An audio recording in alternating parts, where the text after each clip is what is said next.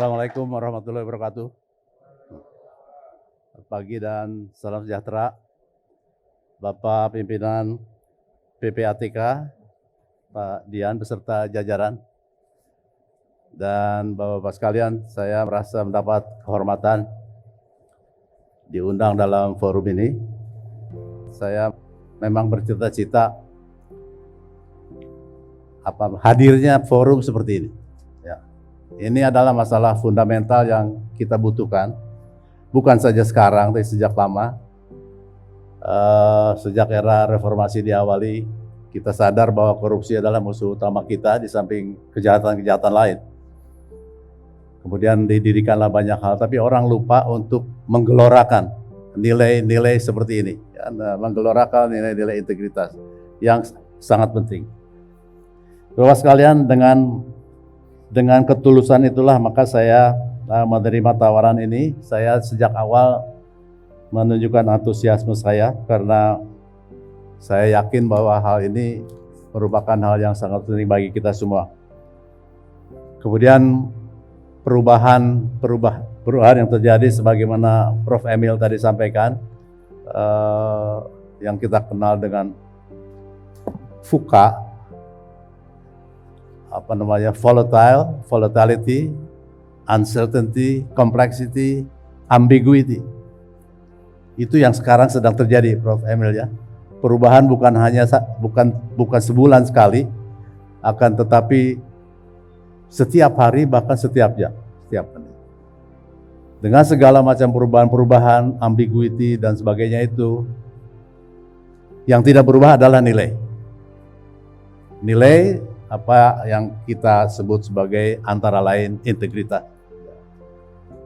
Kita tahu apa artinya integritas, saya hanya ingin mengingatkan kita bersama. Ibu-bapak sekalian, sekali lagi tanpa bermaksud menggurui, apa arti atau asal muasal kata integritas kita semua paham, berasal dari bahasa Latin, integer, sikap yang ingin mempertahankan prinsip, ya.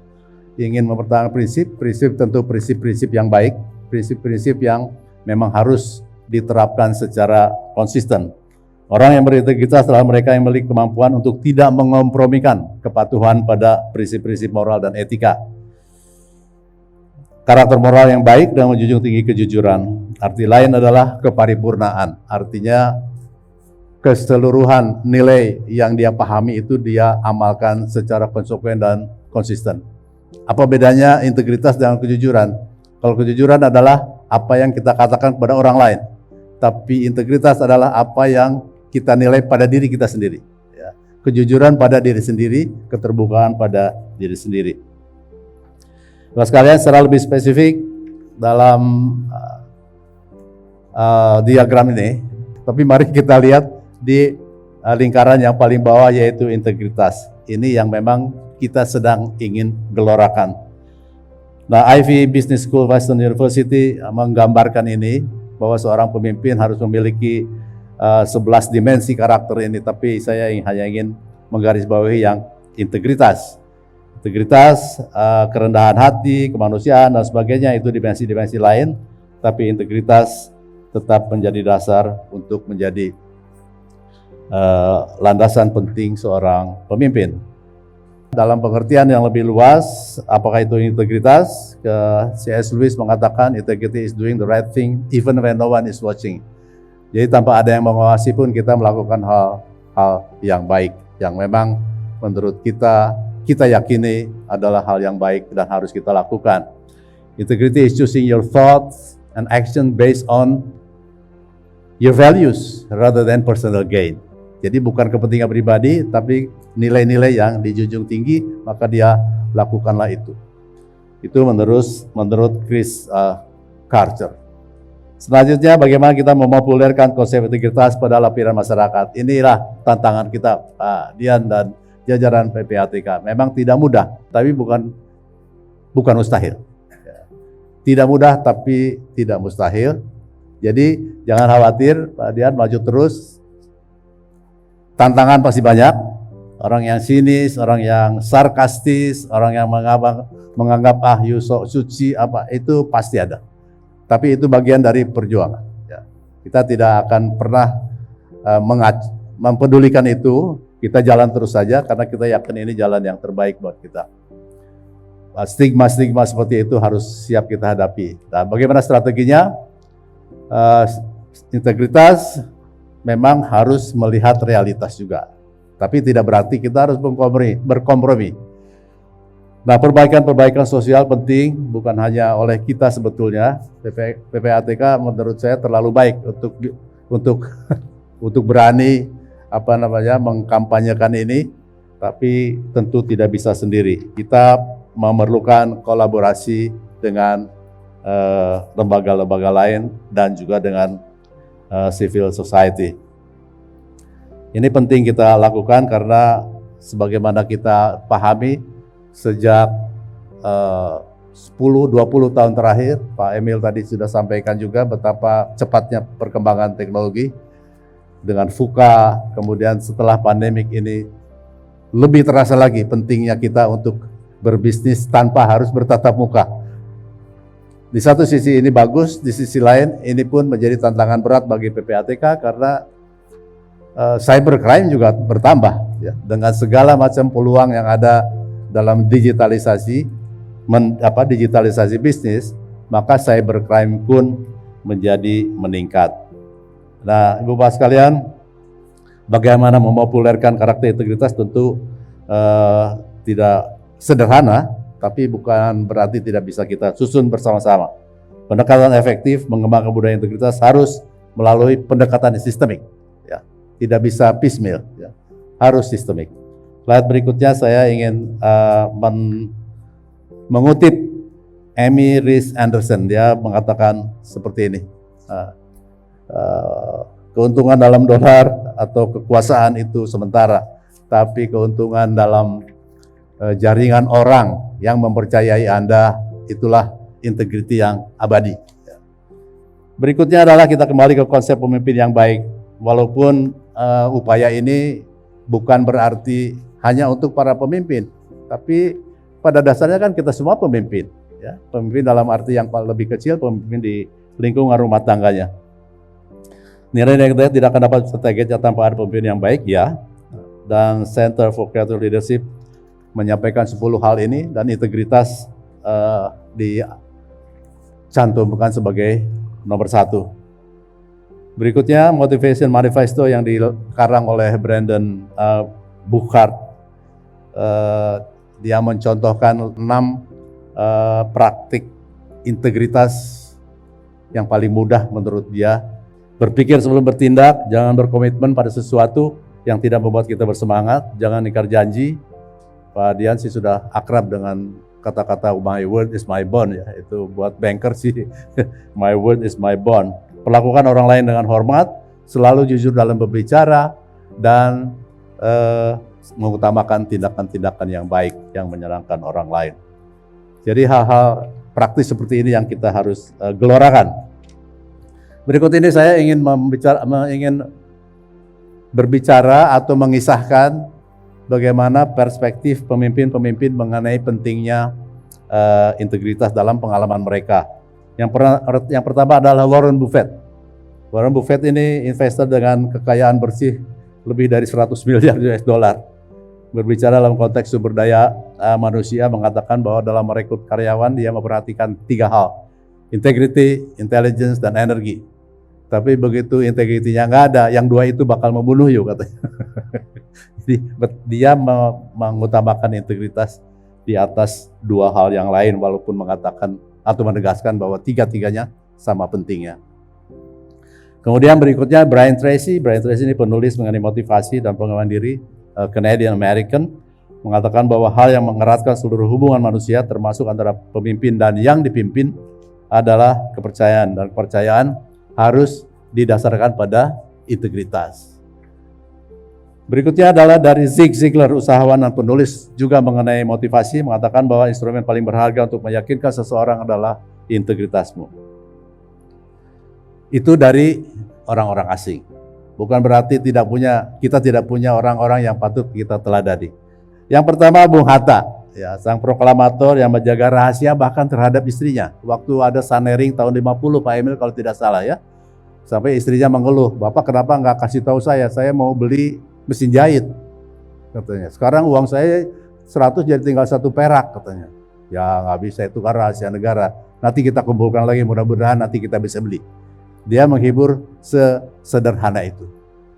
Kemudian yang kedua, beliau punya cita-cita ingin sepatu Belly. Dan tidak pernah beliau beli. Satu, karena mahal. Dua, karena merasa tidak pantas. Jadi akhirnya mimpinya memiliki sepatu Belly cukup dengan menyimpan iklan sepatu Belly. Dan itu ditemukan di buku hariannya. Jadi itulah teladan dari proklamator Bapak Bung Hatta. Yang kedua, Pak Mari Muhammad. Pak Mari Muhammad saya kenal baik ketika kami sama-sama di Masyarakat Transparansi Indonesia. Dia disebut Mr. Clean. Dia tidak mengambil fasilitas yang menjadi haknya sebagai mantan menteri, tetapi hidup sederhana dan konsisten menghormati orang lain.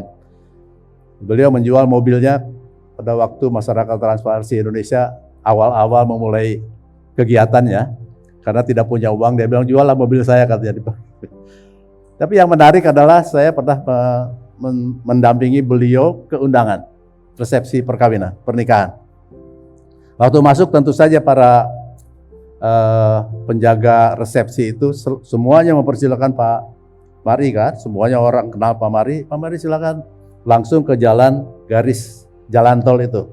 Biasa kan ada jalur VVIP lah, jalur VIP. Pak Mari mengatakan, "Terima kasih," dia bilang. "Saya datang terlambat, saya ingin menghormati orang yang datang duluan, saya akan ngantri."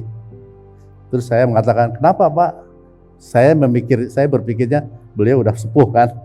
Aduh, semua orang pasti maklum untuk kalau dia menggunakan jalan itu. Tapi dia bilang, "Nggak bisa, jangan Ed," katanya. "Kita di sini saja ngantri."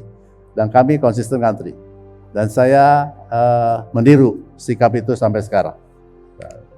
Memang capek sih Pak, bisa ngantri 2 jam kalau undangan aja 2.000, tapi ya itulah contoh-contoh sederhana bagaimana senior-senior kita memberikan teladan. Kemudian Jaksa Agung Baharudin Lopat, itu orang jujur, orang pekerja keras, tapi tidak sampai 1 tahun dia jadi Jaksa Agung. Tapi dia menyampaikan seperti ini, banyak yang salah jalan tapi merasa tenang karena banyak teman yang sama-sama salah. Beranilah menjadi benar meskipun sendirian. Saya kira ini legasinya dia, walaupun dia singkat sekali jadi Jaksa Agung. Ibu Bapak sekalian, yang ketiga adalah sahabat saya, namanya Endriartono Sutarto. Dia sama-sama dari SMP sampai SMA sama saya. Ini orang memang tukang berkelahi dari dulu. Bapaknya Brigjen Kepala Psikologi Angkatan Darat di Bandung. Kemudian waktu lulus SMA, dia daftar ke Fakultas Kedokteran. Tapi bapaknya bilang yang psikologi, "Oh kamu nggak bisa jadi dokter," dia bilang. "Orang bandel kayak kamu supaya jadi baik, mesti jadi tentara." Dia suruhlah dia daftar jadi tentara. Dia waktu itu kurus, saya ingat tidak segemuk sekarang. Masih kurus, walaupun tukang berkelahi tapi masih kurus. Jadi sampai ke Magelang, tes terakhir, dia sadar bahwa berat badannya kurang. Dan dia minum kira-kira, waktu itu belum ada Aqua ya, Aqua yang paling gede itu 2 botol Pak, untuk menambah berat badan. Dan lulus. Tidak ada seorang pun yang menyangka dia bakal jadi panglima. Apa yang istimewa dari dia? Nomor 1, ketika dia berperang di Timur Timur bersama-sama peloton dia yang dia pimpin, dan peloton SBY dan peloton yang lain di bawah Pak Agus Sujoyo. Pak Agus Sujoyo komandan kompinya kalau tidak salah. Di peloton dia menghadapi medan yang paling keras, bolak-balik, mundur maju, sampai akhirnya berhasil menyergap menyergap mereka dan mendorong mundur. Akhirnya menemukan seorang tawanan terkulai dengan senjata di tangan di bawah pohon. Tiba-tiba anak buahnya, "Wah ini dia Pak, saya akan udah ngarahkan pistol. Nanti dulu. Ini bukan musuh kita. Musuh kita adalah yang lari. Ini adalah manusia yang terkulai, tidak berdaya. Kita harus bantu."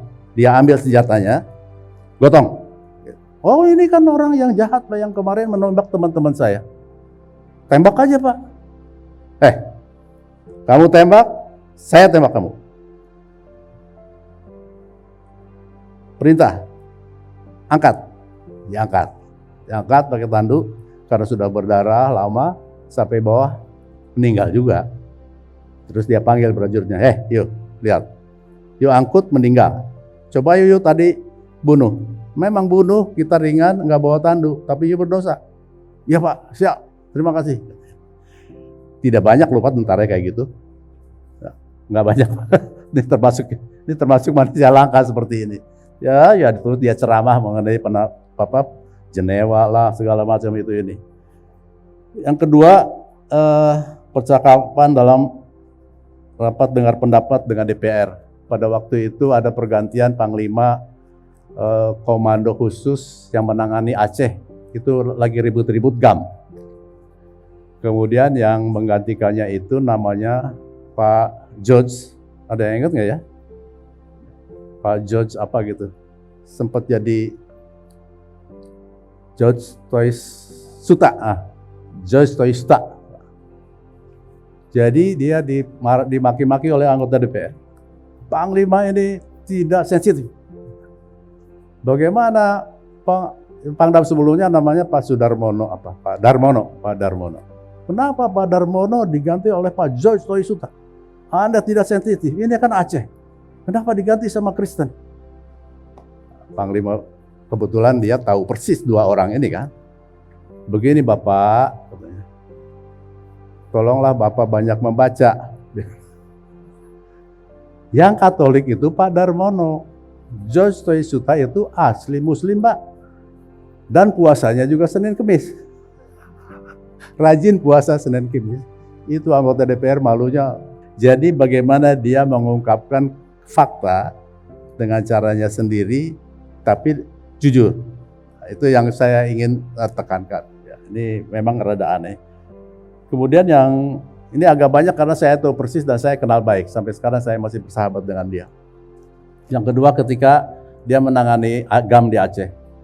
Sampai dia mengerahkan, ini adalah gambar ketika dia memberangkatkan pasukan ke Aceh.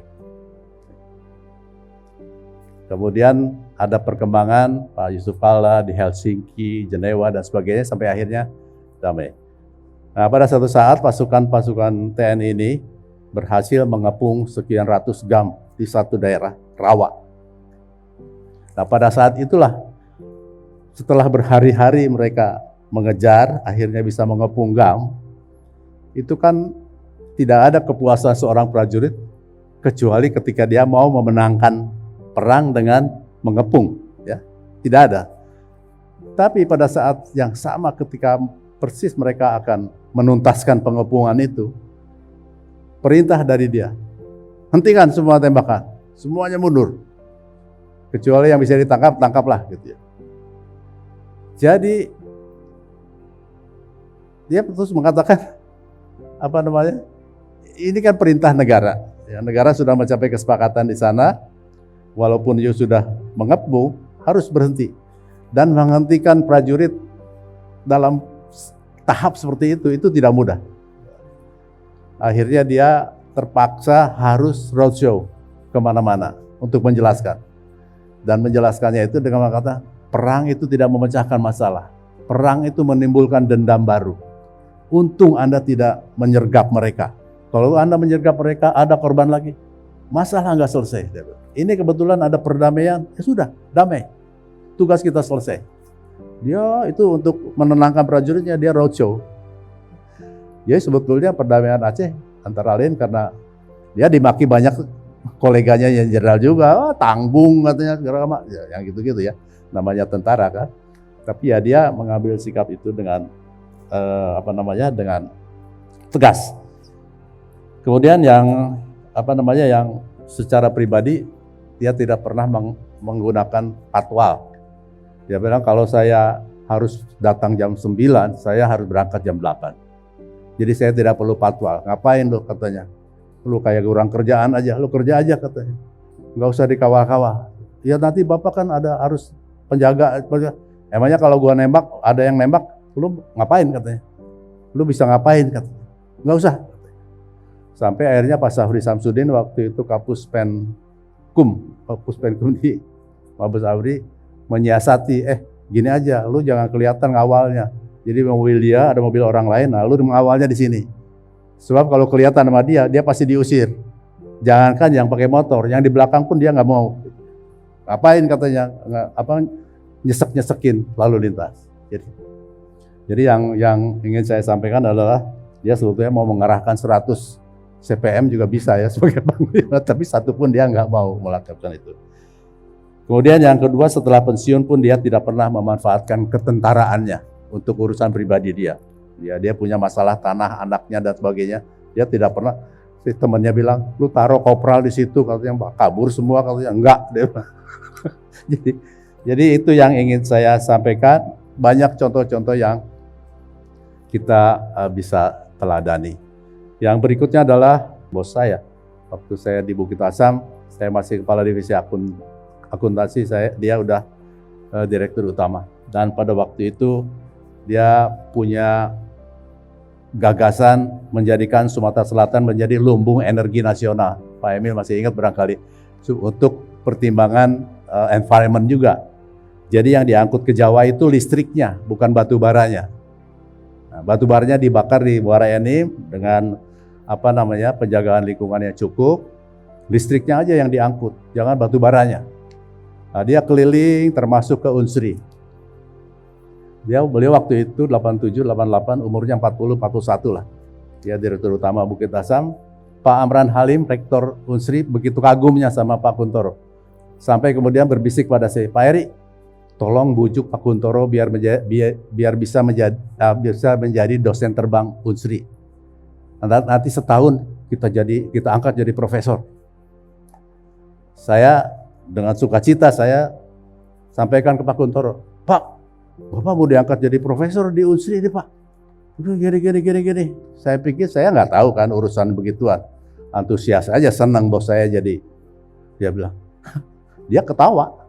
Hahaha, dia bilang, lu tahu nggak sih profesor itu apa dia? Profesor itu begini. Dia saya dikuliahin. Gini, nggak bisa asal gini. Gua kan udah lama gini kerja di luar akademisi, di luar peran sebagai akademisi. Nggak bisa, tidak semudah itu. Terus saya mesti ngomong apa dong? Urusan lu katanya. Jadi saya sampaikan juga kepada Pak Amran Halim. Pak Amran, mohon maaf, misi saya gagal. Pak Kuntoro berargumentasi begini-begini yang saya juga tidak paham, Pak. Pak Amran malah tambah kagum. Aduh Pak Eri, walaupun ditolak saya tambah hormat kepada beliau. Kemudian sama tidak mau dikawal, begitu jadi direktur utama, tiba-tiba protokol mengatakan, Pak, Bapak langsung ke Mentok, nanti akan ada pengawalan katanya. Emang kenapa? Jalan ke Mentok jalannya rusak, Pak. Emangnya kalau dikawal jalannya jadi bagus? Enggak Pak, tapi kan siapa tahu ada orang, nggak usah, katanya, nggak usah pakai. Ya, itulah yang kita teladani. Pak Sarwono Kussumaatmadja, dia mengikuti alur tanpa terseret arus sama dengan Pak Emil, selalu bergerak di tengah. Dan sama, dia juga begitu datang diundang ke Timah sebagai Menteri KLH waktu itu, dikawal oleh, sudah siap dengan pengawalan, dia turun dari mobil, dia deketin pengawalnya, Bapak pergi aja tugas yang lain ya, ini saya kasih duit, dikasih duit. Terus pergi aja dia.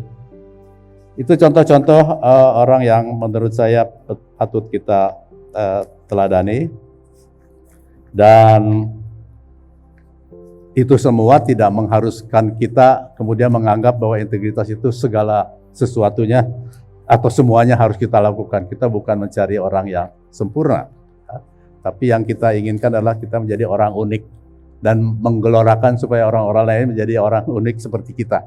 Unik dalam pengertian positif, menghormati nilai, konsisten menerapkannya, dan bisa berbuat baik setiap saat. Ibu Bapak sekalian, saya sendiri sering dibuka rahasianya oleh teman-teman saya, satu SD, satu SMP. Lu kayak nggak tahu aja, kayak gua nggak tahu aja. Lu kan dulu nakal, lu kan dulu begini, lu di kantin kan pernah ngambil satu bayar dua, ngambil dua bayar satu segala macam. Jadi menjadi orang yang itu tuh tantangannya ya seperti itu, ya diterima aja ya memang iya. Kita kan bukan menjadi orang, nggak ada orang suci, orang bersih kan. Saya sih selalu mengatakan saya itu mantan nakal. Dan saya bangga karena lebih baik mantan nakal daripada mantan kiai. Bapak sekalian, itu yang saya sampaikan, mudah-mudahan bermanfaat. Saya tidak memiliki apapun, apa yang saya sampaikan adalah yang saya kutip dari orang-orang pintar, orang-orang baik yang perlu kita teladani. Selamat berintegritas.